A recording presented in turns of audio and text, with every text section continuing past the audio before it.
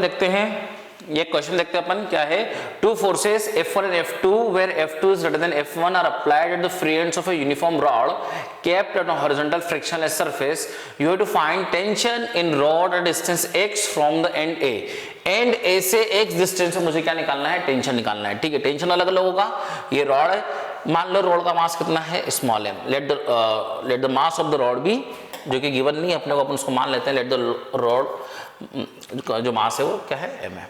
ठीक है, नौ यहाँ पर अपन देखते हैं, जब भी टेंशन निकालना होता है तो अपन क्या कर लेते हैं, इसको ब्लॉक के अंदर तोड़ लेते हैं। ये एक ब्लॉक है और ये अगला ब्लॉक है। इस पोर्शन का मास मैं निकाल रहा हूं, तो L लेंथ की रोड के अंदर जो मास है वो m है। यूनिट लेंथ की रोड में जो मास होगा वो कितना होगा, m/l, उसी को अपन लैम्डा बोलते हैं, लीनियर मास डेंसिटी। तो x लेंथ की रोड में जो मास होगा वो होगा m/l इंटू x। तो इसमें जो मास होगा m/x l होगा, और इसमें जो मास होगा वो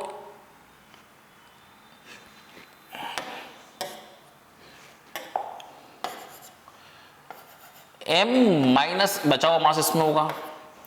इधर फोर्स लग रहा है कितना, F2, इधर फोर्स लग रहा है कितना, F1। मुझे टेंशन का निकालना, मुझे टेंशन यहाँ निकालना है, मुझे टेंशन का निकालना है, यहाँ निकालना है। तो टेंशन कैसे निकालेंगे वो अपन देखते हैं। अपन इसका FBD बना लेते हैं। FBD निकालेंगे तो क्या हो जाएगा, इधर क्या लग रहा है, F2, इधर क्या लग रहा है, टेंशन, और एक्सेलरेशन किधर हो रहा है, इधर हो रहा है। एक्सेलरेशन किधर हो रहा है, the acceleration is in this direction, क्योंकि ये फोर्स बड़ा है। इसका FBD बनाएंगे। ये मास कौन सा था, mx/l। ये मास कौन सा है, m माइनस mx/l मास है। इसमें लग रहा है कि इधर एक फोर्स दैट इज F1 और इधर लग रहा है दैट इज T। यहाँ पे जो टेंशन आएगा वही टेंशन यहाँ पर होगा, ये अपन ने पढ़ा था। ठीक है यहाँ तक। अब अपन यहाँ देखते हैं, इसका भी एक्सेलरेशन किधर होगा, इसका भी एक्सेलरेशन इधर होगा, एक्सेलरेशन A। दोनों इक्वेशन बनाते हैं अपन। इक्वेशन क्या हो गई,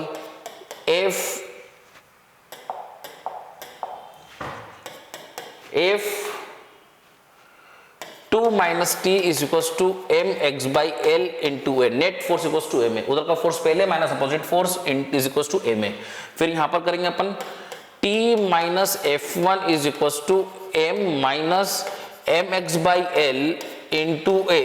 तो इसको ऐड करेंगे तो ये क्या हो जाएगा, कट जाएगा, क्या बचेगा, F2 minus F1 is equal to mx/l into A minus of plus of m a and minus of mx/l into A। ये से ये पोर्शन कट गया, आपको जो बचा F2 minus F1 upon mass is equal to acceleration. और अपन ने पढ़ा भी था, acceleration is what, net force upon mass, total mass. तो टोटल मास कितना है, टोटल मास मिला के m ही बनेगा। और नेट फोर्स कितना होगा, बड़ा फोर्स माइनस छोटा फोर्स। तो नेट फोर्स कितना बचा इधर, नेट फोर्स इधर कितना बचा, F2 माइनस F1 बचा। तो जो अप्लाइड फोर्स है अपॉन टोटल मास करेंगे तो अपने को क्या मिलता है, एक्सेलरेशन अपन ने पढ़ा भी था। ठीक है, तो इतनी चीज अपने को मालूम पड़ गई है कि एक्सेलरेशन अपन ये सब करके भी नहीं, अपन डायरेक्टली देख भी सकते हैं। Net force divided by total mass भी करेंगे तो अपने को एक्सेलरेशन मिल जाएगा। ठीक है, अब अपन यहाँ पर क्या निकालते हैं, मुझे टेंशन निकालना है। क्या निकालना है, मुझे टेंशन निकालना है। तो मैं टेंशन की वैल्यू यहाँ से निकाल लेता हूँ। कैसे निकाल लेता हूँ, देखो,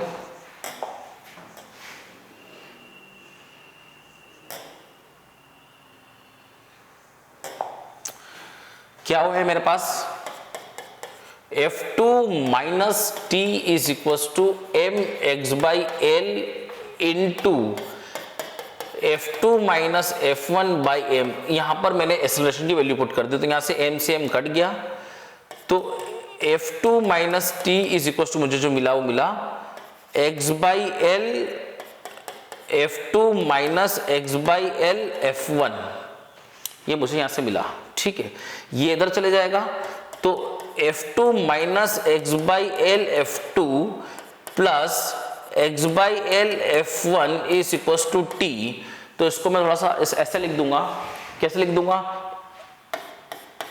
F2 में कॉमन निकाल लूंगा, सॉरी हाँ F2 में कॉमन निकाल लूंगा, 1 minus x/l plus x/l F1 is equal to tension. ये आपकी टेंशन की वैल्यू आएंगी। ठीक है, ये आपकी टेंशन की क्या आ रही है, वैल्यू आ रही है, कितनी वैल्यू आ रही है, F2,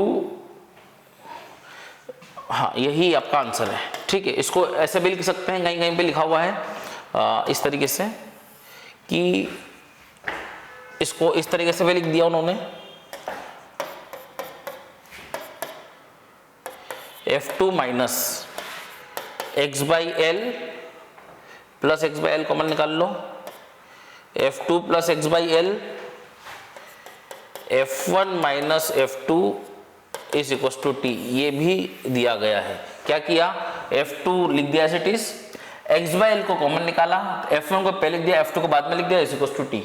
तो ये भी एक जगह से आप देख सकते हैं। तो ठीक है, ये भी आंसर है और ये भी आंसर सही है। ठीक है, तो इस तरीके से अपने यहाँ पर टेंशन निकाल लिया। आप इसको देखिएगा अच्छे से।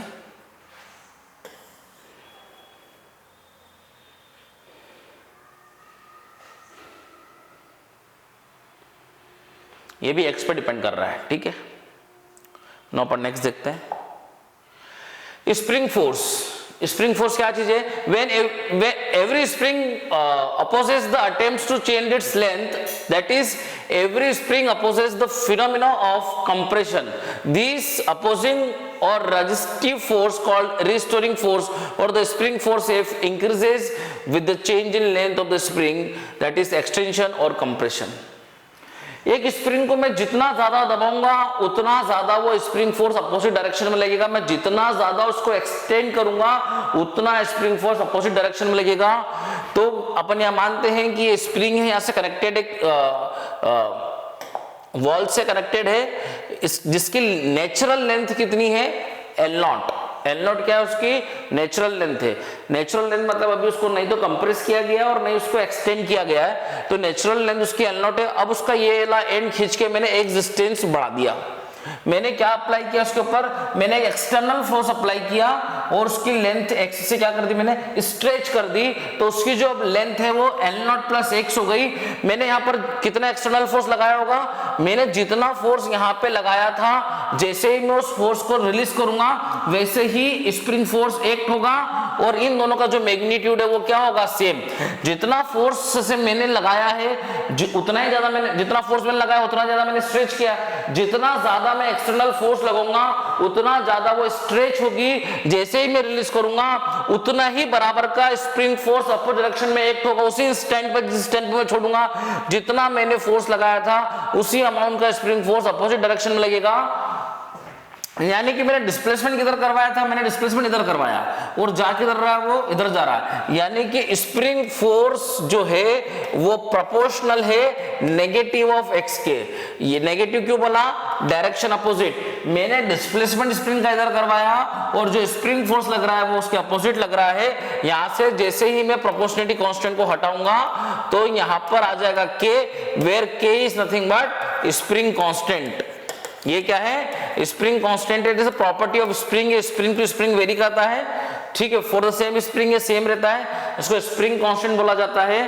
तो यहां पर वही बोला है कि इस केस के अंदर तो स्प्रिंग फोर्स जीरो है। जैसे ही मैंने उसको स्ट्रेच किया तो जो स्प्रिंग फोर्स होगा वो मेरे एक्सटर्नल फोर्स के बराबर होगा और उसकी जो वैल्यू होगी वो माइनस के एक्स होगी। Spring force is given by F S P equal to k x where x is the change. यहां पर माइनस क्यों नहीं लगाया, माइनस साइन सिर्फ ये बता रहा है कि वो फोर्स रिस्टोरिंग वाला फोर्स है।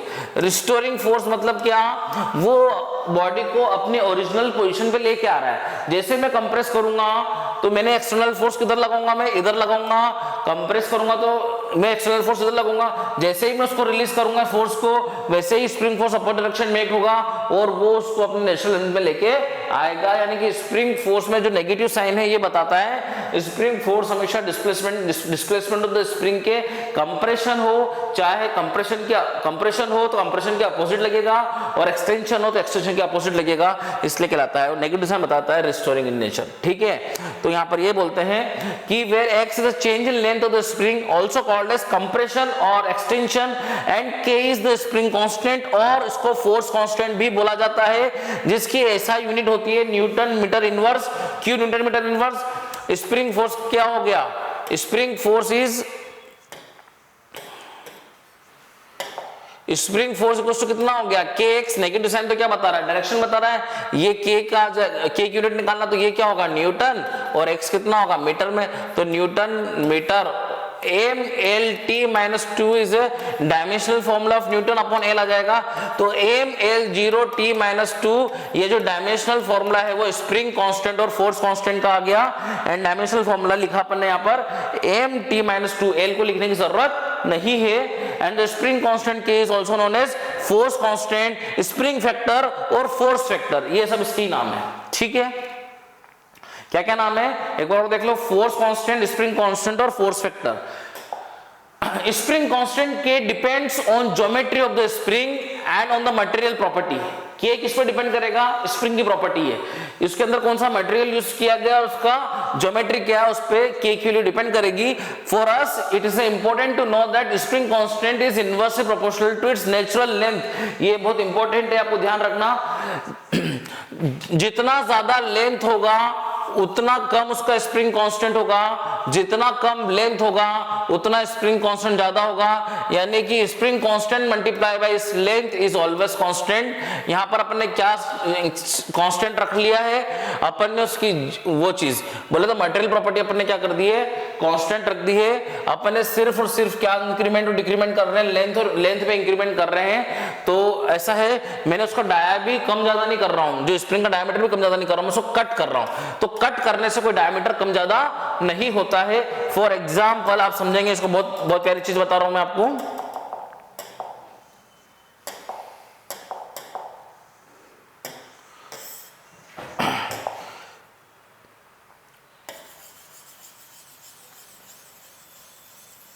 ये स्प्रिंग है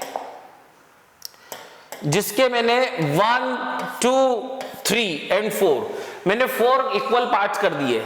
पहले जो इसका स्प्रिंग कांस्टेंट था वो के था, पहले स्प्रिंग कांस्टेंट कितना था के, अब नया स्प्रिंग कांस्टेंट जो हो जाएगा वो क्या हो जाएगा, द नया स्प्रिंग कांस्टेंट हो जाएगा 4k इसका भी, 4k इसका भी, 4k इसका भी, क्योंकि मैंने 4 इक्वल पार्ट्स किए।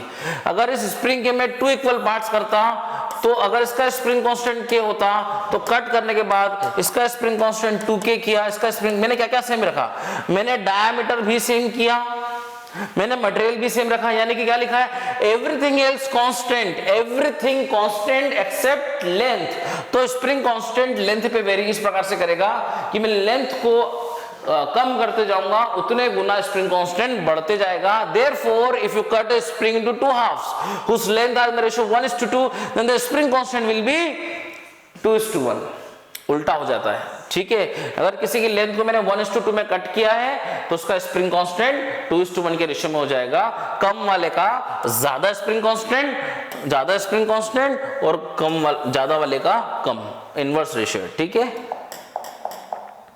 नाउ नेगेटिव साइन क्या देखा अपन ने, negative sign in the above relation signifies that the spring force is always directed opposite to the compression और the extension in the spring.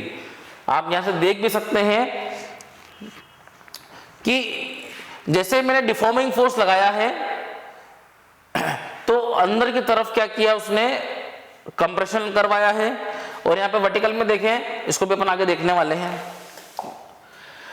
As in case of rope, we will usually deal with a massless spring for which force at each point is the same. Such springs are normally referred to be an ideal. यहाँ पर जो spring अपन क्या मान रहे हैं, ideal मान रहे हैं। जैसे कि अपन ने अपने उसमें देखा था, तो रोप के अंदर as in case of rope we usually deal with a massless spring for which the force at each point is same.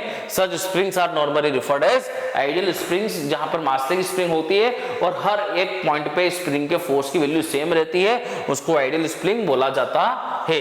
Now conceptual notes बोले हैं यहाँ पर, for a spring or for a spring of natural length L, the spring constant K we have K into L is equals to constant, जो कि अपन ने देखा भी है।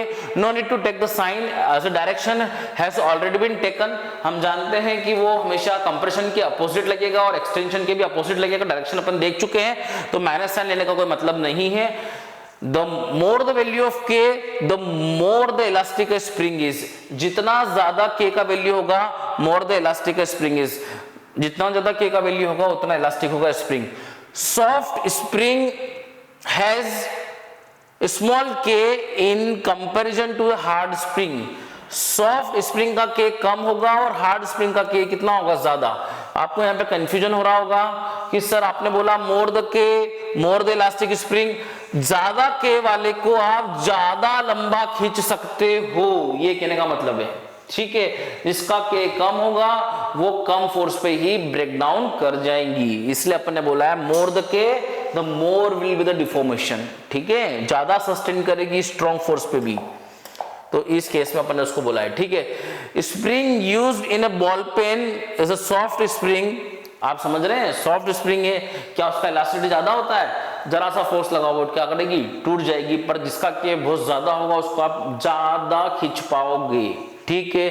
तो जितना ज्यादा खींच पाओगे उतना ज्यादा वो अगर बियर करती है तो वो उसका इलास्टिसिटी कहलाती है, ठीक है। Now spring used in ball pen, soft spring, spring used in shockers of the car और हार्ड स्प्रिंग का के ज्यादा होता है।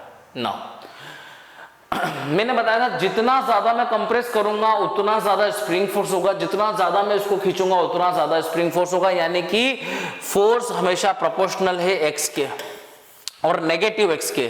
तो ये ग्राफ इसलिए नेगेटिव आ गया, मतलब क्या नेगेटिव आ गया, मतलब उसका स्लोप कितना हो गया, नेगेटिव। और अगर कोई भी, आप सब जानते हैं इसका स्लोप क्या है, टेन थीटा इज एक्यूट, तो इसका स्लोप क्या हो गया, पॉजिटिव। वैसे मैंने ये लाइन बना दी, इसका टेन थीटा कितना हो गया, थीटा कितना हो गया, ऑब्ट्यूज, और 10 सेकंड क्वार्टर में क्या होता है, नेगेटिव। तो ग्राफ इस तरीके से बन रहा है। प्रोपोर्शनल ग्राफ कैसे बनते हैं, प्रोपोर्शनल ग्राफ ऐसे बनते हैं, ऐसे बनते हैं। तो ये वाला ग्राफ अपन नहीं लेंगे क्योंकि यहाँ पर नेगेटिव हो नहीं रहा है, यहाँ पे स्लोप पॉजिटिव, और अपना स्लोप क्या, स्प्रिंग फोर्स कितना होता है, स्लोप क्या कहलाएगा, माइनस के। तो इसीलिए ये अपने को फोर्स वर्सेस एक्स ग्राफ बनाया अपन ने, वो भी ये वाला बनाया, ठीक है। Now if a spring with a spring constant k is divided into n equal part, then the spring constant of the each part is at, अपन ने देखा भी है, ये स्प्रिंग है, इसका स्प्रिंग कांस्टेंट k है, अगर उसको मैंने दो टुकड़े में बांट दिया है तो ये 2k हो जाएगा। अगर मैं वैसे ही n टुकड़ों में उसको बांटता हूं तो उसका स्प्रिंग कांस्टेंट n के हो जाएगा। If the spring of spring constants k1, k2, k3 are connected in series, then the effective force constant, इसका डेरिवेशन भी देखेंगे आगे अपन, पर यहाँ पर अपन सिर्फ फॉर्मूला याद करेंगे। मेरे पास एक स्प्रिंग है, मेरे पास यहाँ पर मेरे पास अगली स्प्रिंग आ गई, यहाँ पर मेरे पास अगली स्प्रिंग आ गई। इसका स्प्रिंग कांस्टेंट कितना है, k1, इसका कितना है, k2, इसका कितना है, k3। इन सबको रिप्लेस करके मैं एक ऐसी स्प्रिंग लगाऊंगा, उस स्प्रिंग का k बोलेंगे k इफेक्टिव। तो के इफेक्टिव कैसे, जो ये काम कर रही थी वो मिलके एक के अलावा वो काम कर लेगी, उसको बोलते हैं, है ना, तो इक्विवेलेंट बोलते हैं, ठीक है। तो ये इफेक्टिव हो गया, इस तरीके से निकालेंगे। तो इफेक्टिव का जो निकलेगा वो निकलेगा 1/k effective is equal to 1/k1 plus 1/k2 plus 1/k3, इस तरीके से निकलेगा, ठीक है। If the springs of spring constants are k1, k2, k3 are connected in parallel, then the effective force spring constant क्या हो जाएगा। अब मान लो पैरेलल और सीरीज कैसे होता है, मैं दोनों का एग्जांपल बताता हूं आपको।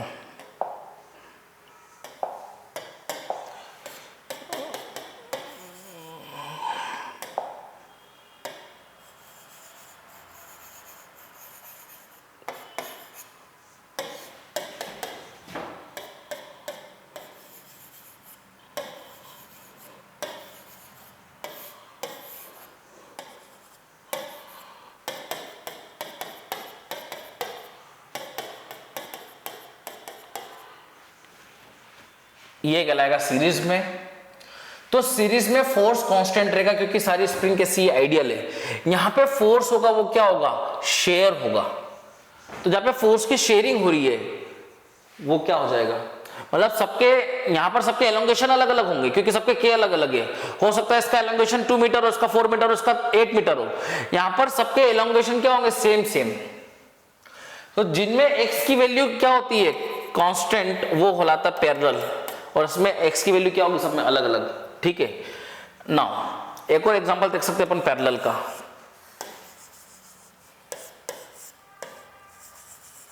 ये स्प्रिंग्स भी क्या है, k1 k2, ये भी किसमें कहलाएगी, पैरेलल में कहलाएगी। कैसे, पैरेलल में एक्स जितना एक्सटेंशन इसका होगा उतना एक्सटेंशन इसका होगा उतना एक्सटेंशन इसका होगा। वैसे ही यहां पर अगर इस मास को मैं इधर डिस्प्लेस करता हूं एक्स से, तो इसको मैं अगर एक्स से इधर डिस्प्लेस करूंगा तो ये एक्स से कंप्रेस हो जाएगी और वो एक्स से क्या हो जाएगी, स्ट्रेच, यानी कि दोनों के अंदर एक्स की वैल्यू तो क्या रहेगी, magnitude of x is constant, तो ये भी क्या कहलाएगी, पैरेलल। जैसे ये पैरेलल दिख भी रहा था आपको, ये पैरेलल नहीं दिख रहा है, लेकिन यहां पर ये दोनों स्प्रिंग्स पैरेलल में पैरेलल ही कहलाएगी। क्यों, यहां पर जितना मैं K2 को कंप्रेस कर रहा हूं एक्स से, जितना मैं उसको कंप्रेस करूंगा उतनी तो वो क्या होगी, स्ट्रेच होगी, तो एक्स के दोनों में क्या होगी, सेम, तो ये भी क्या है, पैरेलल ही है, ये भी क्या है, पैरेलल, और ये क्या है, सीरीज कॉम्बिनेशन। तो पैरेलल के अंदर के इफेक्टिव निकालना है, तो पैरेलल के अंदर जो के इफेक्टिव निकलता है वो इस तरीके से निकलता है, K1 plus K2 plus K3 and so on, और अगर सीरीज में के इफेक्टिव निकालना है तो it is 1/K1 plus 1/K2 plus 1/K3, ठीक है, ये आप जानते ही हैं, पढ़ा भी है अपन ने। If the spring is cut, then to calculate the spring constant of each divided part, हम जानते भी हैं कैसे निकाल सकते हैं, K equals to constant अपन ने पढ़ा है। यहाँ पर क्वेश्चन दे रखा है अपने को, a spring of force constant K and natural length L is cut into two parts of length L/3, क्या बोला है, a spring of force constant K, एक स्प्रिंग है जिसका फोर्स कांस्टेंट K है एंड लेंथ कितना है, L है, is cut into two parts, पहला पार्ट जो बना है वो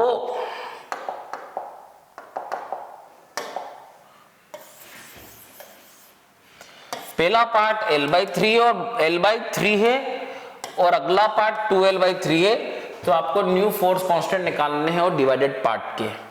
तो आप जानते हैं इनकी लेंथ कितनी थी, L, तो अपन जानते हैं K इंटू L क्या होता है, कांस्टेंट होता है, तो it is K1 L1 is equal to कितना हो जाएगा, K2 L2। पहले कितना था K, पहले लेंथ कितनी थी L, अब इसका मान लो कितना होगा, इसको अपन मान लो K2 और इसको मान लो क्या अपन K3, तो K2 की वैल्यू निकालना है, लेंथ कितनी हो गई L/3, तो ये L से L कट गया तो इट इज 3K, K2 की वैल्यू कितनी हो गई 3K, और यहां पर निकालेंगे अगेन KL इक्वल टू क्या हो जाएगा, कांस्टेंट, तो it is K1 L1 equal to कितना हो जाएगा, K2 L2, पहले कितना था KL, अब K3 लिख दो इसको, अब लेंथ कितनी हो गई 2L/3, तो L से L क्या हो गया, कट गया, तो it is 3K/2 is the answer. ये नए इसके फोर्स कांस्टेंट्स हो गए। कैसे किया, इनिशियली हमको पता है K spring constant K length L है, तो यहाँ से किया, बाद में कितनी हो गई K2 निकालना है, लेंथ कितनी हो गई L/3, तो उससे अपन ने K2 निकाल लिया, इसको अपन ने K3 मान लिया। इनिशियली क्या थी KL इज इक्वल टू क्या होगा K3, और ये कितना होगा 2L/3, तो इस तरीके से ये कितना हो गया 3/2K is equal to K3, इतना आप देखिए।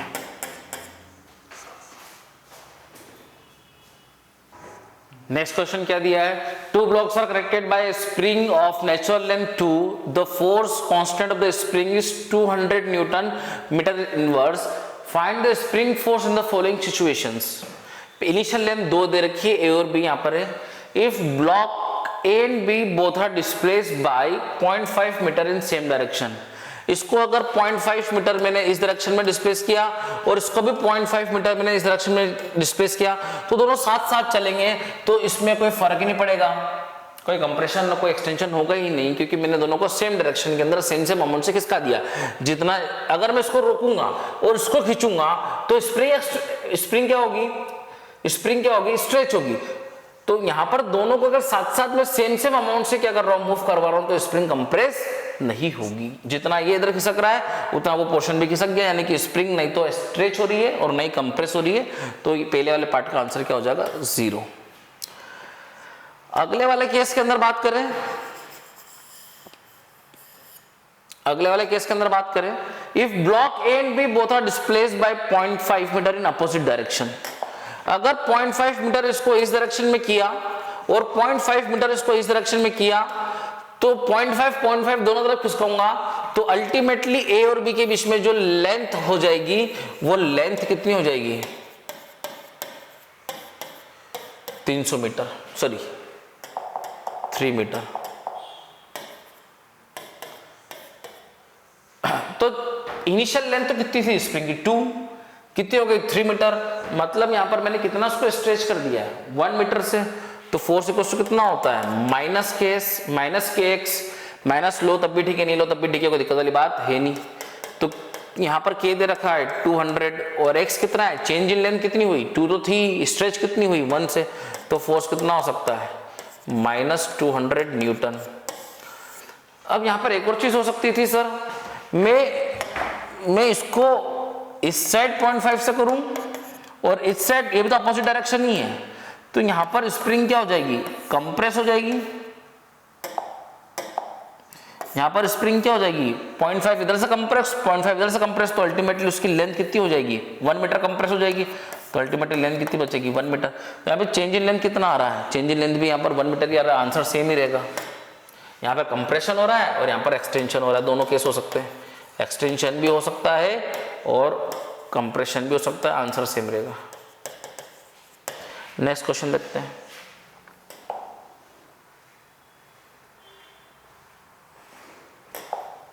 Now, two blocks A and B of same mass M and M, दोनों ब्लॉक को दोनों के मासेस सेम है, attached with a light spring are suspended by a string as shown in the figure.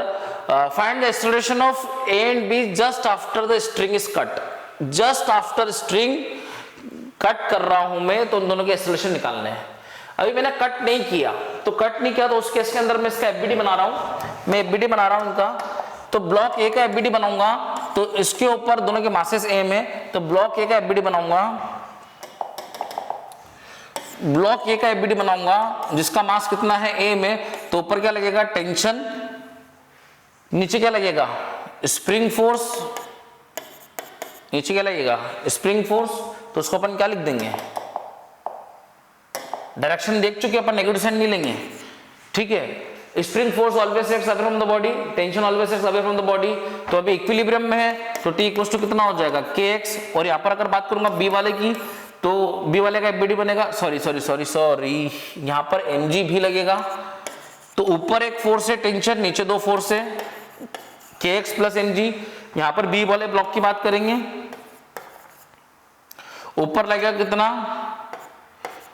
kx, नीचे क्या लगेगा mg, यहां पर टेंशन नहीं लगेगा, ठीक है। तो यहां पे kx की कितनी वैल्यू हो गई mg की हो गई, kx की वैल्यू कितनी हो गई mg। अगर जस्ट आफ्टर मैं क्या कर देता हूं स्प्रिंग को कट कर देता हूं, तो टेंशन क्या हो जाएगा 0, स्प्रिंग है ही नहीं, स्प्रिंग को मैंने कट कर दिया, टेंशन क्या हो जाएगा 0। और जैसे ही मैं कट करूंगा तो स्प्रिंग के अंदर कोई भी चेंजेस नहीं होंगे, कोई चेंजेस इसके अंदर नो चेंजेस, इसके अंदर कोई चेंजेस नहीं होने वाले हैं। स्प्रिंग फोर्स क्या रहेगा, स्प्रिंग फोर्स क्या रहेगा सेम रहेगा, स्प्रिंग फोर्स सेम रहेगा। जैसे ही मैं कट करता हूं उसी इंस्टेंट पे स्प्रिंग फोर्स क्या रहेगा सेम रहेगा, उसमें कोई चेंजेस नहीं आते हैं, ठीक है। इमीडिएट जब भी मैं बात करूंगा तो स्प्रिंग फोर्स कभी चेंज नहीं होगा इमीडिएटली। यहाँ पे बोला है जस्ट आफ्टर, इस वर्ड के अंदर बहुत बड़ी चीज छुपी हुई है, जस्ट आफ्टर मतलब इमीडिएट केस है, और इमीडिएट केस में स्प्रिंग फोर्स एकदम से चेंज नहीं होता है, ठीक है। तो अब यहाँ पर जैसे मैंने इसको कट कर दी, तो अब क्या हो रहा है ब्लॉक ए के ऊपर नीचे सिर्फ क्या लग रहा है kx लग रहा है, अरे बोलो टेंशन क्या हो गया 0 हो गया, और ब्लॉक और नीचे क्या लग रहा है mg, ठीक है। बी वाले पार्ट की बात करेंगे तो बी वाले पार्ट में क्या लग रहा है, ऊपर क्या लग रहा है, बी वाले पार्ट में ऊपर क्या लग रहा है kx लग रहा है, नीचे क्या लग रहा है mg लग रहा है, ठीक है। तो अपने को निकालना क्या है इसके अंदर एक्सेलरेशन निकालना है, ठीक है। mg नीचे लग रहा है, इसका एक्सेलरेशन नीचे कितना हो जाएगा, ब्लॉक बी है, इसका एक्सेलरेशन कितना मान लूंगा ab, और इसका एक्सेलरेशन कितना मान लूंगा डाउनवर्ड में a दोनों नीचे आ रहे हैं, तो इसका एक्सेलरेशन मैंने कितना मान लिया a इसका क्या मान लिया, दोनों के एक्सेलरेशन अलग अलग होंगे क्योंकि दोनों क्या कर रहे हैं मोशन कर रहे हैं ये, ठीक है। और दोनों के दोनों स्प्रिंग फोर्स स्प्रिंग है बीच में, ठीक है, तो दोनों के दोनों मोशन कर, दोनों के एक्सेलरेशन अलग होंगे, ठीक है। एक स्ट्रिंग से कनेक्टेड नहीं है ये कि हाँ चलो कि एक्सेलरेशन सेम हो जाए, यहाँ पर एक्सेलरेशन क्या होंगे अलग अलग। तो यहाँ पर अपन देखेंगे तो क्या हो जाएगा mg minus kx equal to कितना हो जाएगा MAB, और यहाँ पे क्या लग रहा है mg, नीचे क्या लग रहा है के एक्स इक्वल टू कितना हो जाएगा एम ए ए। अरे बोलो बात समझ में आ रही है क्या? तो यहां पर जो के एक्स की वैल्यू क्या है, मैंने क्या बोला स्प्रिंग फोर्स सेम रहेगा। के एक्स की वैल्यू कितनी एम जी। अब मैं हर जगह के एक्स की वैल्यू क्या पुट कर दूंगा एम जी। तो यहां पर क्या हो जाएगा M G plus M G equal to कितना हो जाएगा M A A. It is 2mg equal to M A A. M से एम कट गया, सॉरी एम से एम कट जाएगा, इसका जो एक्सेलरेशन आ जाएगा ए का वो आ जाएगा 2g। ये 2g से नीचे जाएगा और यहां पर रखा देखूंगा तो mg, इसकी वैल्यू कितनी है mg इसी क्वेश्चन कितना हो जाएगा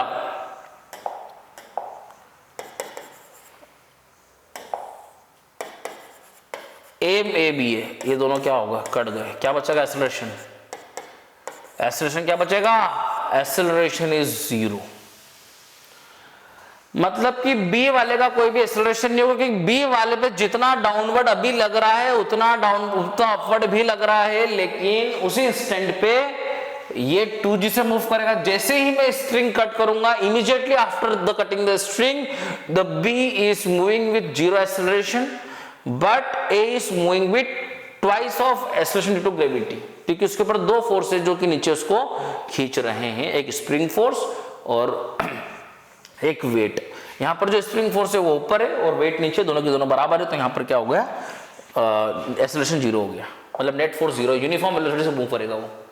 now spring balance, spring balance does not measure the weight, it measures the force exerted by the object at the hook. जितना फोर्स यहां लग रहा है ऑब्जेक्ट पे, ये हुक पे, उतना ये मेजर करेगा, फोर्स को मेजर करेगा। ये मेजर्स द फोर्स, ये हुक पे जितना फोर्स लगेगा उतना ये सब कुछ मेजर करेगा। When spring balance is in equilibrium, we draw the FBD of mass m for calculating the reading of the balance unless and until mentioned a spring balance is assumed to be light or having negligible mass। समझ रहे मेरी बात? Spring balance जब equilibrium में रहेगा तो हम FBD बनाएंगे मास का एंड कैलकुलेट करेंगे रीडिंग, जब तक कब, तब तक कि स्प्रिंग बैलेंस क्या मानी जाएगी लाइट और उसका मास क्या माना जाएगा नेग्लिजिबल। तो अपन समझते हैं इसको क्वेश्चंस के थ्रू, इसको भी छोड़ दीजिए। नो यहां पर अपन देखते हैं A block of mass 20 kg is suspended through two light spring balances shown in the figure। ये spring balance 1 है, ये spring balance 2, दोनों की लाइट है। तो रीडिंग ऑफ स्प्रिंग बैलेंस बताना है यहाँ पर, चूंकि ये तो लाइट है, यानी कि यहाँ पर अगर मैं इसका एफबीडी बनाऊंगा, यही बोला था कि एफबीडी बना लो भैया। ऊपर क्या लग रहा है, एक फोर्स लग रहा है, दैट इज व्हाट टेंशन मान लेते हैं यहाँ पर। नीचे कितना लग रहा है mg, तो यहाँ पर टेंशन की वैल्यू कितनी आ गई, टेंशन की वैल्यू कितनी आ गई mg, और टेंशन कितना हो जाएगा 20 into 10, तो टेंशन कितना हो जाएगा 200 न्यूटन। तो इस हुक पे जो फोर्स लग रहा है वो 200 न्यूटन लग रहा है, क्योंकि ये तो मासलेस है, तो इस हुक पे भी जो फोर्स लगेगा वो कितना लगेगा 200 न्यूटन लगेगा। यहाँ पे फोर्स कितना 200 न्यूटन। तो स्प्रिंग बैलेंस 1 भी जो बताएगी आपको, जो मेजरमेंट देगी वो भी 200 न्यूटन का देगी और स्प्रिंग बैलेंस 2 भी 200 न्यूटन का ही देगी। तो ये कॉन्सेप्ट है।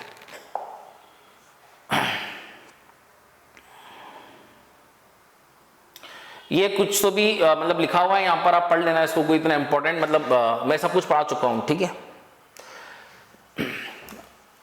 जस्ट आप इसको रीड आउट कर लो, आपको पूरा समझ में आ जाएगा। समरी है एक्चुअली ये, ठीक है।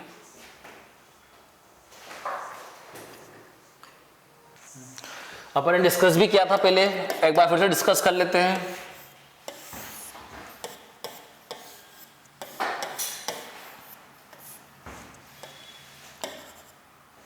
M1, M2, M3 यहाँ पे फोर्स लग रहा है, यहाँ पे टेंशन मान लिया T2 और यहाँ मान लिया कितना मैंने T1। स्ट्रिंग अलग अलग हो गई है, मास बीच में आ गया तो टेंशन अलग अलग होगा। मुझे यहाँ पे टेंशन निकालना था, मैंने क्या ट्रिक पढ़ी थी, उस ट्रिक के थ्रू अपन सॉल्व करेंगे। यहाँ पर क्या था, टेंशन निकालना है मुझे। यहाँ पर पहले तो क्या निकालेंगे, acceleration. Acceleration is nothing but force upon sum of all the masses M1 plus M2 plus M3, net force. अगर इधर भी कोई फोर्स लग रहा होगा तो मैं बड़ा फोर्स माइनस छोटा force divided by sum of all the masses में कर दूंगा, ठीक है। यहाँ पर टेंशन निकालना है मेरे को, तो जिधर फोर्स लग रहा है उसके अपोजिट वाला मास ले लूंगा, इसके अपोजिट कौन सा मास है, ये वाला, ठीक है, into F upon m1 plus m2 plus m3, ये टेंशन हो जाएगा T1। अगर टेंशन मुझे यहाँ निकालना है तो इसके इधर वाले मासेस का सम ले लूंगा मैं, T2 इज इक्वल टू इसके इधर फोर्स के अपोजिट वाले, तो it is m1 plus m2 into F upon m1 plus m2 plus m3। मैं डायरेक्टली इस फॉर्मूले को यूज कर सकता हूँ। सिमिलरली मैं एक और चीज बता दूं आपको कि अगर मेरे पास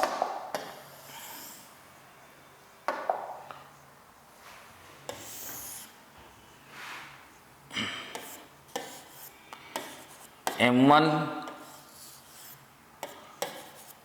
m2 और m3 ब्लॉक है और मैं इस डायरेक्शन के अंदर फोर्स लगा रहा हूं तो मुझे कांटेक्ट फोर्सेस निकालने हैं। तो मैं m1 का एफबीडी बनाऊंगा, मैं पढ़ा भी चुका हूं पहले आपको। इधर लग रहा है F, इधर लगेगा F1, इसने इसको F1 लगाया इधर और ठीक है, वैसे ही मैं m2 का एफबीडी बनाऊंगा। समझना मेरी बात को भैया, मैंने इसको फोर्स लगाया तो इसको क्या लगाया, कांटेक्ट फोर्स लगाया इधर F1, तो उसको मैं थोड़ा सा लिख देता हूं, हाईलाइट करके लिख देता हूं उसको अलग पेन से। ये इसको लगाएगा F1, तो भाई ये भी तो इसको लगाएगा F1 इधर। तो जब मैं इसका एफबीडी बनाऊंगा M3 M2 का, तो इधर लगेगा कितना, F1।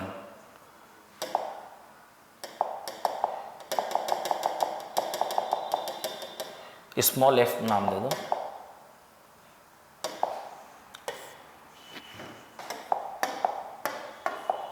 Small f।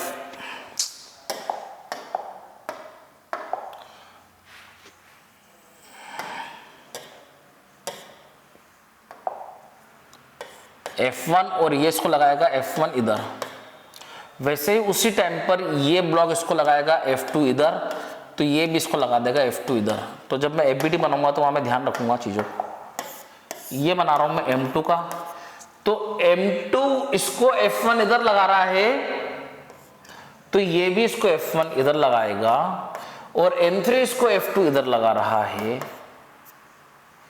F2 इधर लगा रहा है। और जब मैं उसका एफबीडी बनाऊंगा M3 का, तो M3 इसको F2 लगा रहा था, तो ये इसको F2 इधर लगा देगा, बस पे एक ही फोर्स होगा। ये बॉडी इधर एक्सेलरेट कर रही है तो इसका एक्सेलरेशन इधर होगा, इसका भी एक्सेलरेशन इधर होगा, इसका भी एक्सेलरेशन इधर होगा। बार बार करने की जरूरत नहीं है, पर मैं आपको एक बार समझा देता हूं कैसे आता है। तो ये क्या है, F माइनस F1 इस इक्वल टू कितना हो जाएगा, M1A। वैसे यहां पर अपन देखेंगे F1 minus F2 equal to कितना हो जाएगा, M2A, और यहां पर हो जाएगा ये F2 is equal to M3A। ये सारे की सारी इक्वेशन से, equation number 1, equation number 2, equation number 3, सारे इक्वेशंस को मैं ऐड करूंगा तो F minus F1 is equal to M1A, F1 minus F2 is equal to M2A and F2 is equal to M3A। On adding all this ये से cut जाएगा, तो F जो मिलेगा वो मिलेगा M1 plus M2 plus M3 into A।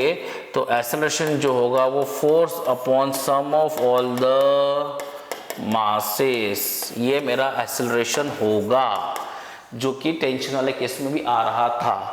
अब मुझे कांटेक्ट फोर्स निकालना है से F2, तो यहाँ पर क्या पुट करूंगा मैं, A की value that is F upon M1 plus M2 plus M3।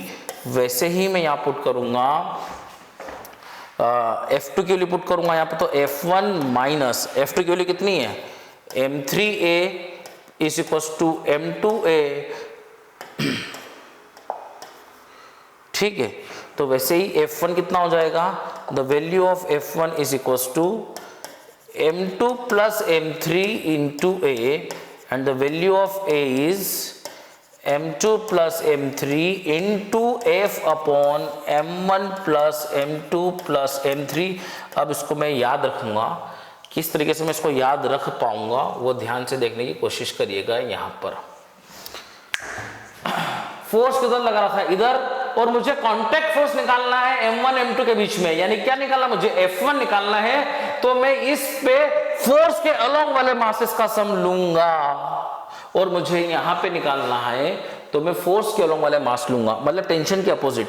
Tension में क्या होता था, टेंशन निकालना है तो आपको यहाँ पे टेंशन निकालना है तो फोर्स के अपोजिट वाला मास लेना है, यहाँ पे टेंशन निकालना तो फोर्स के अपोजिट वाले मासेस का सम लेना है। But in case of contact forces, यहाँ पे कॉन्टैक्ट फोर्स निकालना है तो आपको फोर्स के अलोंग वाले मासेस का सम लिखना है, और यहाँ निकालना है तो you have to select this mass, force के अलोंग वाला मास। तो ये आप डायरेक्टली कर सकते हो, कॉन्टैक्ट फोर्सेस आप डायरेक्टली निकाल सकते हो without making any equation and without making any FBD. आप टेंशन निकाल सकते हो, है ना, विदाउट मेकिंग एनी एफबीडी। ठीक है, इतनी चीज आपको समझ में आ रही है। और चीजें मैं आपको समझा देता हूं।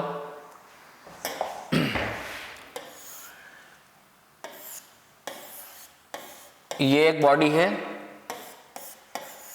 इसका मास है कितना 4 kg, इसका मास कितना है 2 kg, इसका एक्सेलरेशन होगा नीचे, इसका एक्सेलरेशन होगा इधर। तो इसका एक बार मैं आपको इक्वेशंस बना के सॉल्व करता हूं, फिर मैं आपको इसकी ट्रिक भी बताऊंगा।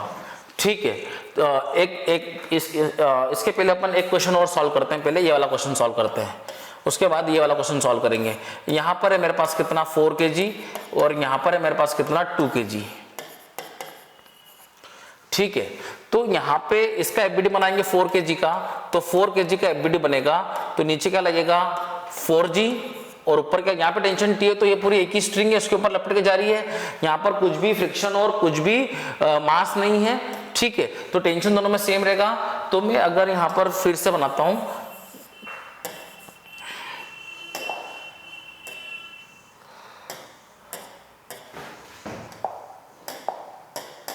अगर मैं 4 kg का एफबीडी बनाता हूं तो ऊपर लगेगा टेंशन, नीचे लगेगा 4g, और एक्सेलरेशन किधर होगा, नीचे होगा। तो इसकी इक्वेशन बनेगी 4g minus t is equal to 4a। और वैसे मैं 2 kg का एफबीडी बनाता हूं तो नीचे लगेगा कितना 2g, ऊपर लगेगा t। इसका अगर एक्सेलरेशन इधर होगा तो इसका एक्सेलरेशन किधर होगा ऊपर, तो इसका एक्सेलरेशन किधर होगा था नीचे, तो इसका एक्सेलरेशन किधर होगा ऊपर। तो इस केस में मैं ऊपर का फोर्स पहले लिखूंगा माइनस नीचे का फोर्स इक्वल टू क्या लिखूंगा 2 है। आप समझिए यहाँ पर क्या हो रहा है, यहाँ पे downward force minus upward force, नीचे एक्सेलरेशन हो रहा है, नीचे वाले का फोर्स का पहले लिखूंगा minus T is equal to a. में हमेशा एक्सेलरेशन के अलोंग वाला फोर्स बड़ा होगा, वो पहले लिखेंगे, तभी तो उधर जा रही बॉडी। तो ये 4g minus T equal to कितना होगा ma, और यहाँ पर बॉडी ऊपर जाएगी क्योंकि ये नीचे रहती है, ऊपर जाएगी तो ऊपर वाला फोर्स पहले t माइनस 2g बराबर 2 है। इन दोनों को मैं सॉल्व करूंगा तो इस इक्वेशन को मैं यहाँ पे रखता हूँ, तो t minus 2g equal to कितना हो गया 2 है। अब मैं इस दोनों को कट करता हूँ ऐड करके, तो यहाँ मिलेगा कितना मुझे 4g माइनस 2g इस इक्वल टू कितना मिलेगा 4 प्लस 2 इंटू ए। मतलब एक्सेलरेशन कितना मिल रहा है मेरे को 4g minus 2g upon 4 plus 2। इसका मतलब क्या हो रहा है, मैं एक फॉर्मूला लिख रहा हूं, सिर्फ और सिर्फ एक ही फॉर्मूला लिखूंगा यहां पर। Acceleration is nothing but net pulling force upon total masses, total mass. Sir मतलब नहीं है, मतलब समझ में नहीं आया, समझते हैं इसको। इस बॉडी पे जो फोर्स लग रहा था इधर लग रहा था कितना 4g, इस बॉडी पे फोर्स कितना लग रहा था इधर 2g, और एक्सेलरेशन किधर हो रहा था इधर हो रहा था। तो नेट पुलिंग फोर्स होगा बड़ा फोर्स माइनस छोटा force upon sum of all the masses. तो ये आपका आंसर मिल गया, कितना हो गया ये 2g/6, यानी कितना मिल गया ये g/3। मैं तो आपको फॉर्मूला सिखा रहा था कि net pulling force upon sum of all the masses, तो यहाँ पर वही आ रहा है। अपन बिना किसी भी इक्वेशन के डायरेक्टली एक्सेलरेशन निकाल सकते हैं। नेट पुलिंग फोर्स इस डायरेक्शन मैंने इस डायरेक्शन का फोर्स मैंने डोमिनेंट वाला माना है तो 4g, और ये इधर वाला है जो कि इधर एक्सेलरेशन हो नहीं रहा है, ये एक्सेलरेशन के साथ वाला है तो इसको पॉजिटिव, और ये एक्सेलरेशन के अपोजिट वाला है तो इसको negative upon sum of all the masses. वैसे अगर मैं यहाँ पे देखूंगा तो यहाँ पे टेंशन कितना है t, तो यहाँ पे टेंशन कितना होगा t होगा। इसको भी अपन इक्वेशन से सॉल्व करके देख लेंगे एक बार। तो 4 kg का मैं एफबीडी बनाऊंगा तो 4 kg पे 4g नीचे लगेगा, ऊपर कितना लगेगा t, तो 4g माइनस t नीचे आ रहा है तो कितना हो जाएगा 4 है। और इस 2 kg का एफबीडी बनेगा तो 2 kg पे इधर क्या लग रहा है 2 kg पे इधर लग रहा है टेंशन t, इसमें सिर्फ टेंशन लग रहा है। नॉर्मल रिएक्शन और mg तो बैलेंस्ड है, तो यहाँ पे क्या हो जाएगा सिर्फ t इक्वल टू कितना हो जाएगा 2 है। तो यहाँ पे कर रहा हूँ t इक्वल टू कितना हो गया 2 है, तो ये से क्या कट गया, क्या बचा 4g इक्वल टू कितना मिला 4 प्लस 2 इंटू है, तो ये एक्सेलरेशन कितना मिला 4g upon 4 plus 2 is equal to a. मतलब यहाँ पर जो नेट पुलिंग फोर्स है, यहाँ पर नेट पुलिंग फोर्स कितना था 4g माइनस 2g। यहाँ पर नेट पुलिंग फोर्स सिर्फ 4g है, 4g ही एक फोर्स है जो कि यहाँ पर नेट पुलिंग फोर्स लग रहा है। यहाँ पर कोई भी पुलिंग फोर्स नहीं है, यहाँ पर दोनों साइड से g एक्ट हो रहा था। यहाँ पर जो g एक्ट हो रहा है वो नॉर्मल रिएक्शन से बैलेंस्ड है, इसलिए यहाँ पर नेट पुलिंग फोर्स सिर्फ कितना है 4g है। एक और एग्जांपल देखते हैं अपन यहाँ पर।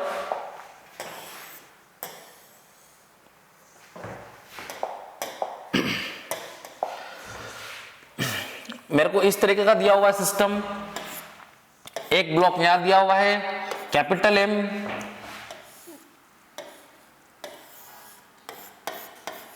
ये है M1, ये है M2, ठीक है। ये M1 बड़ा है, इसका एक्सेलरेशन हो रहा है इधर, इसका एक्सेलरेशन हो रहा है इधर, इसका एक्सेलरेशन हो रहा है ऊपर। सर आप एक्सेलरेशन कैसे मान सकते हो? बेटा जो डायरेक्शन में एक्सेलरेशन की मान रहा हूं और सॉल्व करने के बाद अगर एक्सेलरेशन पॉजिटिव आता है तो मैंने जो माना वो सही है, और अगर एक्सेलरेशन नेगेटिव आता है तो मैंने जो माना है उसके जस्ट वो बॉडी मूव कर रही है। आपको कोई गलत नहीं हो जाएगा कि सर एक्सेलरेशन डायरेक्शन में कैसे सिलेक्ट करूंगा। आप जो भी डायरेक्शन को एज्यूम करेंगे, उसको एज्यूम करने के बाद अगर जो सॉल्व कर रहे हो आप, अगर वो सॉल्यूशन आने से अगर आपका एक्सेलरेशन पॉजिटिव आ रहा है, यानी कि आपने जो माना है वो जो एज्यूम किया वो सही है, और नेगेटिव आता है तो उसके जस्ट अपोजिट होगा। इसमें एक और चीज बताना चाहता हूं मैं आपको कि अपन ने एक्सेलरेशन निकाल लिया है तो अपन टेंशन तो किसी भी एक इक्वेशन से निकाल सकते हैं। आप यहाँ पर किसी भी एक इक्वेशन के अंदर एक्सेलरेशन को पुट करेंगे तो you will get the answer. आप किसी भी के अंदर यहाँ पर जैसे कि पुट करेंगे वैल्यू ऑफ एक्सेलरेशन तो you will get your answer over here, ठीक है। कोई टेंशन वाली बात नहीं है, ठीक है। टेंशन तो आप आसानी से निकाल लेंगे। एक्सेलरेशन अगर निकालना आपको आ गया तो किसी भी एक की इक्वेशन बनाएंगे, you will get your tension. तो इसको अपन देखते हैं यहां पर।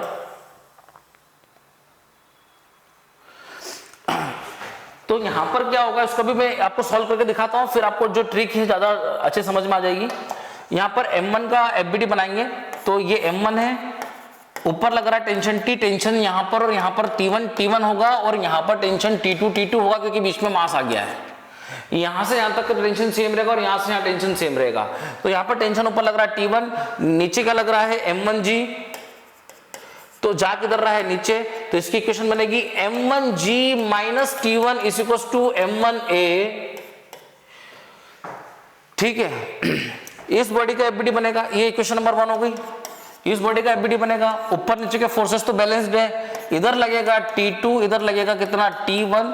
एक्सेलरेशन किधर हो रहा है, इधर हो रहा है। एक्सेलरेशन अगर इधर हो रहा है तो इधर का फोर्स पहले T1 minus T2 is equal to capital MA, और M2 का FBD बनेगा तो M2 पे ऊपर लग रहा है कितना T2, नीचे लग रहा है कितना M2G, और बॉडी M2G और बॉडी का मूव कर रही है, ऊपर मूव कर रही है, तो ऊपर एक्सेलरेशन कितना है, तो ऊपर वाला फोर्स पहले माइनस नीचे का फोर्स इज इक्वल टू कितना हो जाएगा M2A। सारी इक्वेशन को मैं ऐड करूंगा तो यहां पर सारी इक्वेशंस को मैं लिख देता हूं। Second first equation as it is है, सेकंड को आप पुट कर देते हैं T1 minus T2 is equal to कितना हो जाएगा कैपिटल MA, एंड अगेन कितना हो जाएगा T2 minus M2G is equal to M2A। तो ये से ये कट गया, ये से ये कट गया, क्या बचा M1G minus M2G is equal to M1 plus capital M plus M2 into A, यानी कि M1G minus M2G upon M1 plus capital M plus small m2 is equal to A। यानी कि आप यहां देखेंगे तो यहां पे जो नेट पुलिंग फोर्स था वो M1G था एक्सेलरेशन के अलोंग, और यहां पर एक्सेलरेशन के अपोजिट कितना था M2G था। इसका जो भी था वो नॉर्मल रिएक्शन से क्या था बैलेंस्ड हो गया था, तो इस पे कोई नेट पुलिंग फोर्स नहीं लग रहा है। नेट पुलिंग फोर्स इसका लगेगा और इसका लगेगा, तो ये बड़ा है वो छोटा है तो घटा दिया, क्योंकि एक्सेलरेशन के अलोंग वाला बड़ा, एक्सेलरेशन के अपोजिट वाला छोटा, माइनस कर दिया सम ऑफ ऑल द मासेस। यहां पर मास का जब एडिशन करूंगा तो ये मास के एडिशन के अंदर कंट्रीब्यूट करेंगे तीनों, लेकिन पुलिंग के अंदर इसका कोई कंट्रीब्यूशन नहीं है। पुलिंग के अंदर ये और ये कंट्रीब्यूट कर रहे हैं, ये सपोर्ट कर रहा है और ये अगेंस्ट कर रहा है, तो सपोर्ट वाला माइनस अगेंस्ट वाला upon sum of all the masses, ठीक है। ये मास अपन यहां पर सम में भी यूज करेंगे, ठीक है। नाउ अपन यहां पर देखते हैं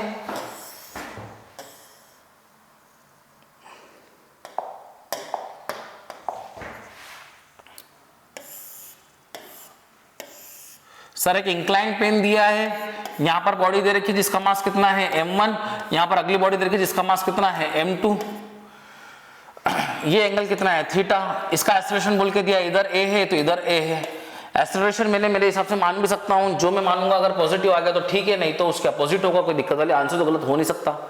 ठीक है, तो m1 का एफबीडी बनाएंगे तो m1 पे क्या लग रहा है, यहाँ पर मैं आपको यहाँ पर सारे एग्जांपल के थ्रू इक्वेशन बनाना भी सिखा रहा हूं और एक्सेलरेशन बता भी रहा हूं कि एक्सेलरेशन कितना होता है, net pulling force upon sum of all the masses. ठीक है, सारे फॉर्मूले सारे जितने भी एग्जांपल्स में यही यूज हो रहा था। ठीक है, यहाँ पे नीचे क्या लग रहा है m1g, ऊपर क्या लग रहा है t, तो ये कितना हो जाएगा, नीचे आ रहा है बॉडी, तो इसकी इक्वेशन कितनी हो जाएगी, m1g माइनस टी कितना हो जाएगा, m1g माइनस टी कितना हो जाएगा, m1a, ये इक्वेशन एक बन गई। अब यहाँ पे m2 की बात करेंगे तो मैंने बाय डियर मेरे लास्ट क्लास के अंदर बताया भी था आप लोगों को, और मैं एक बार फिर से बता देता हूं कि m2g तो क्या लगेगा, नीचे लगेगा, और टेंशन किधर लगेगा, इसका एफबीडी ऐसे बना देते हैं। मान लो ये क्या है, इंक्लाइंड प्लेन है, इसको भूल जाओ भी आप, मान लो ये क्या है, इंक्लाइंड प्लेन है, ये एंगल थीटा है, यहां पर मान लो आपके पास एक पॉइंट मास कितना है m2 है, तो नीचे कितना लगेगा m2g, मैंने एक लाइन बना दी इधर साइड। ठीक है, यहां पर बना दिया कितना में नॉर्मल डायरेक्शन, ये एंगल अगर थीटा है तो ये कितना होगा 90, ये कितना होगा 90 माइनस थीटा, तो ये कितना हो जाएगा थीटा, तो इधर हो जाएगा कितना m2g cos थीटा जैसे लास्ट क्लास के अंदर बताया था, और इधर कितना आ जाएगा m2g sin थीटा आ जाएगा, इधर आ जाएगा कितना m2g, तो m2g का cos कंपोनेंट इधर, sin कंपोनेंट इधर, और इधर साइड क्या लगेगा टेंशन, इधर साइड क्या लगेगा टेंशन, सेम होगा यहां से यहां तक में, क्योंकि मासलेस और फ्रिक्शनलेस है, तो यहां पर टेंशन हो जाएगा t। तो ये एफबीडी बन गया इसका। अब इसका कोई रोल नहीं क्योंकि मैंने कंपोनेंट निकाल लिए है। ये नॉर्मल रिएक्शन तो इससे बैलेंस्ड है, लेकिन ये दोनों बैलेंस नहीं है, यहाँ पर एक्सेलरेशन है इस डायरेक्शन के अंदर, तो मैं यहाँ पे जो इक्वेशन लिखूंगा, अब मैं बार बार इतना सब नहीं बताऊंगा आपको, आप हमेशा याद रखें अलोंग द प्लेन डाउनवर्ड जो लगेगा वो m2g sin थीटा लगेगा, और इनसाइड द प्लेन परपेंडिकुलर जो लगेगा वो लगेगा m2g cos थीटा, और इस डायरेक्शन के अंदर अगर मोशन हो रहा है तो इक्वेशन में ये वाला फोर्स बड़ा हो जाएगा, तो it is t minus m2g sin theta इस इक्वेशन से कितना हो जाएगा m2a। दोनों इक्वेशन को मैं क्या करूंगा, सॉल्व करूंगा, तो ये से ये कट जाएगा, कितना हो जाएगा m1g minus m2g sin theta upon m1 plus m2 is equal to कितना आ जाएगा a। तो इसको मैं आपको फिर से बताता हूं, यहां पर मैंने बताया था आपको, यहां पे कितना लग रहा है m1g, और यहां पर इस साइड कितना लगेगा m2g sin थीटा, जैसा कि आपको दिख भी रहा होगा। तो नेट पुलिंग फोर्स में ये वाला सपोर्ट कर रहा है, ये अपोज कर रहा है, तो नेट पुलिंग फोर्स में इसको लिख दिया माइनस इसको कर दिया और एक्सेलरेशन निकाल दिया। अगर आपको टेंशन भी निकालना है तो यहाँ पर कहीं पे भी एक्सेलरेशन की वैल्यू पुट करके आप टेंशन भी निकाल सकते हो।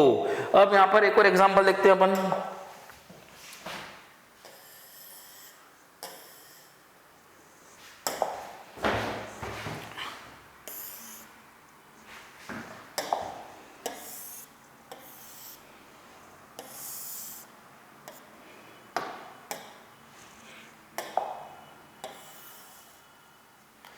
ये एंगल है अल्फा, ये एंगल है बीटा, यहां पर है पुली, यहां पर है अपने पास कितना मास m1, और यहां पर कितना मास है अपने पास, यहां पर मास है कितना अपने पास m2। तो मैं सॉल्व करके भी दिखा देता हूं आपको, जैसा मैंने अभी बताया था। यहां पे क्या लगेगा m1g cos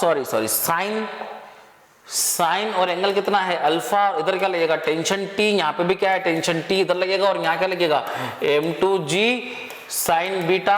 बेटा वो नॉर्मल रिएक्शन से mg cos थीटा कैंसिल हो गया, और यहाँ पर वो भी कैंसिल हो गया। तो अपन यहाँ पर बोलेंगे कि मान लो एक्सेलरेशन किधर हो रहा है, इधर हो रहा है, तो इसका एक्सेलरेशन किधर होगा, इधर होगा। तो यहाँ पर अगर मैं बोलूंगा तो इसको लिखूंगा मैं कितना m2g sine beta minus T कितना हो जाएगा m2a, और उसको लिखूंगा कितना मैं t minus m1g sine alpha इस क्वेश्चन कितना लिखूंगा मैं m1a, दोनों को जोड़ा तो ये कट गया, it is m2g sine beta minus m1g sine alpha is equal to m1 plus m2 into a, तो answer will be m2g sine beta minus m1g sine alpha upon sum of all the masses. आपका formula फिर से यहां पर सिद्ध हो गया है कि इस डायरेक्शन के अंदर जो पुलिंग फोर्स है वो ये है, इस डायरेक्शन में जो पुलिंग फोर्स है वो ये है, तो नेट पुलिंग फोर्स ये वाला सपोर्ट कर रहा है या अपोज कर रहा है, तो ये माइनस ये upon sum of all the masses is the acceleration, मतलब नेट पुलिंग फोर्स। आप एक फॉर्मूला याद रखेंगे, net pulling force upon sum of all the masses. Direct यही यूज करने के बाद आप सारे के सारे विदाउट मतलब कोई भी इक्वेशन बनाए आप सॉल्व कर सकते हैं।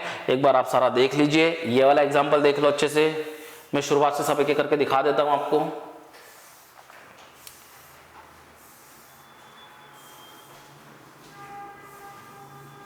यहां से अपन ने करना शुरू किया पुली वाले क्वेश्चंस, ठीक है ना, ये आप लिख लेंगे।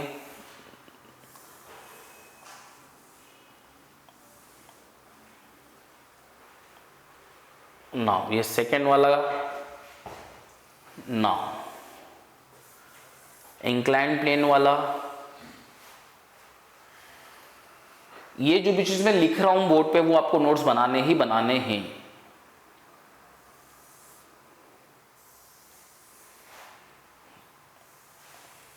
अगेन ये वाला भी हो गया, ठीक है।